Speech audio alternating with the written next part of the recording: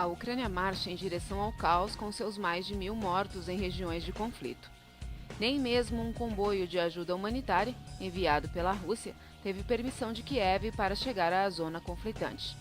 A imprensa ocidental não se cansa de dizer que Putin se prepara para jogar o exército russo na crise fomentada pelos Estados Unidos e pela Europa. Dessa vez, Washington comprou uma briga no qual já tem derrota garantida. Tudo é uma questão de tempo. A briga não é exclusivamente com a Rússia, mas Moscou pode dar um empurrão decisivo. Vários autores e analistas já dão como certo o fim do sistema implantado nos anos 70 e que tanto lucro deu até agora aos Estados Unidos. A hegemonia do dólar tem os dias contados. Resta saber apenas por quanto tempo ele ainda vai se manter como a moeda referência para a maior parte das transações mundiais. Foi nos anos 70, sob a liderança de Richard Nixon e do estrategista Henry Kissinger, que os Estados Unidos romperam com a equivalência entre o dólar e o ouro que balizava os valores das moedas mundiais. Encurralados quando a economia sangrava por conta dos gastos com a Guerra do Vietnã e o mundo correu para converter dólares em ouro para se garantir, Nixon deu um basta. Cortou a ligação entre o metal precioso e o dólar. Deixou o dólar flutuar, mas se preveniu. Ele precisava alimentar a demanda por dólares no mundo. Por isso, fechou um acordo com a Arábia Saudita. Em troca de armas e da promessa de defesa eterna, conseguiu que os sauditas passassem a fechar contratos de exportação de petróleo exclusivamente em dólares. Assim, todos os clientes dos sauditas teriam que comprar a moeda americana para adquirir o combustível. Fechado o acordo, em 1974 ele já estava em pleno funcionamento. No ano seguinte, os demais produtores de petróleo aderiram. Nascia o chamado petrodólar. So in 1971, the United States had a tremendous amount of debt, and a lot of this was the result of the Vietnam War. And we were on the gold standard. So some of these other countries decided to call in their debts in gold because they didn't trust the dollar. Nixon refused to pay in gold, in fact took us off the gold standard because he knew he couldn't pay in gold. We didn't have the value. And so very quickly after that, we went on the oil standard. And I was a large part of that deal that we struck with Saudi Arabia, insisting that OPEC only sell oil in dollars.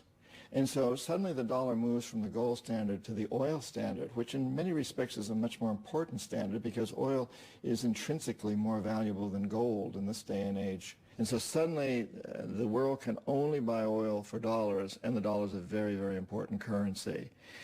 Today, the United States, once again, is a bankrupt country. We have huge amounts of debt, more debt than any country's ever had in the history of the world before. And if some other country to call that debt in a currency other than the dollar, we'd be in very, very serious trouble. Right now, they're only calling it in dollars because oil is the big commodity and you can only buy oil in dollars. But Saddam Hussein threatened to sell oil for something other than dollars just before he was taken down. Afinal, os Estados Unidos entraram no Iraque, enforcaram Saddam Hussein e só depois virou claro que o Iraque não tinha meios de extermínio em massa. A Rússia de Putin ameaça Washington porque tem feito de tudo para fugir do domínio do dólar na economia mundial. Fechou acordos com a China para aumentar o percentual das trocas comerciais entre os dois países, realizadas em suas moedas nacionais. Nada de dólar. Fechou com o BRICS a criação de um banco de desenvolvimento que vai livrar os países membros das condições catastróficas impostas pelo FMI toda vez que faz um pacote de ajuda financeira. E as operações não terão como base o dólar, e sim algo como o ouro ou a energia. Na contraofensiva das sanções impostas a Moscou por conta da Ucrânia, que a União Europeia se viu coagida a seguir, a Rússia respondeu.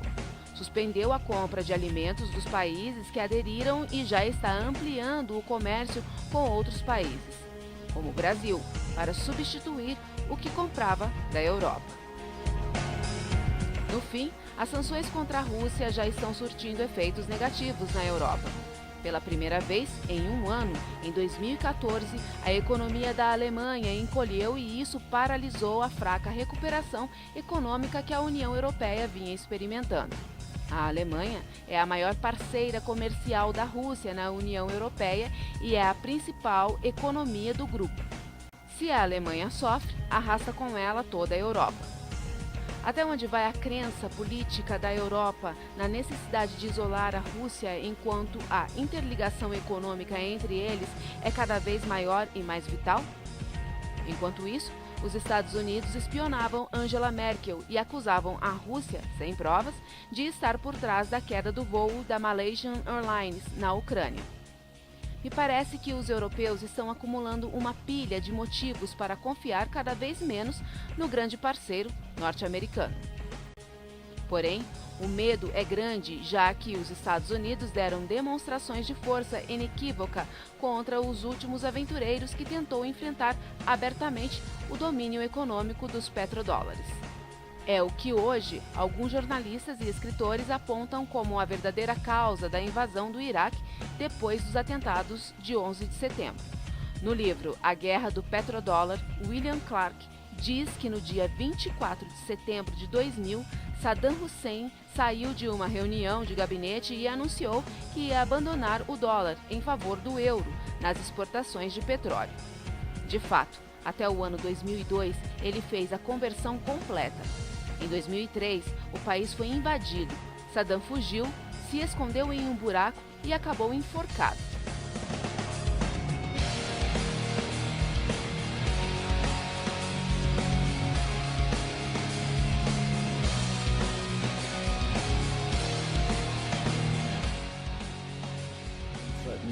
Threatened to sell oil for something other than dollars just before he was taken down.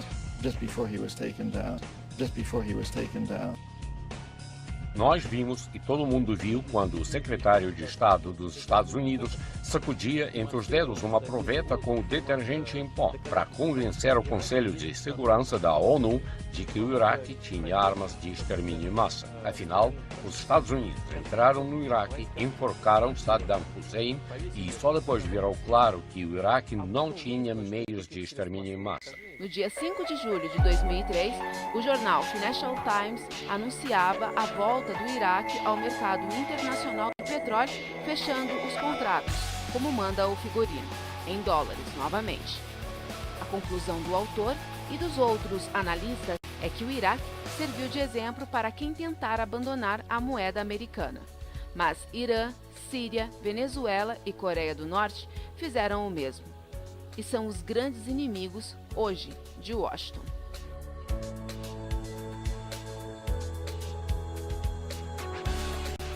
Energia e dólares estão na base de grandes disputas e conflitos.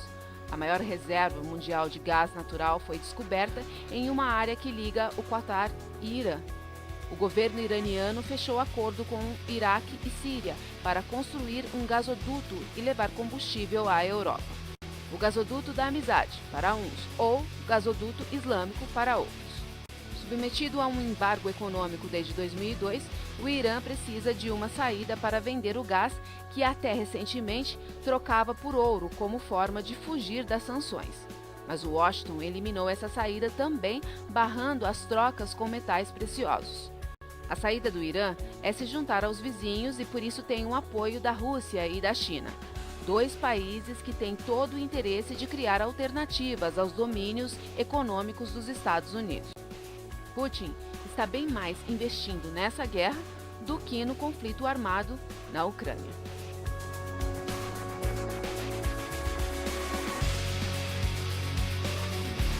Today, the United States once again is a bankrupt country. We have huge amounts of debt, and more debt than any country's ever had in the history of the world before.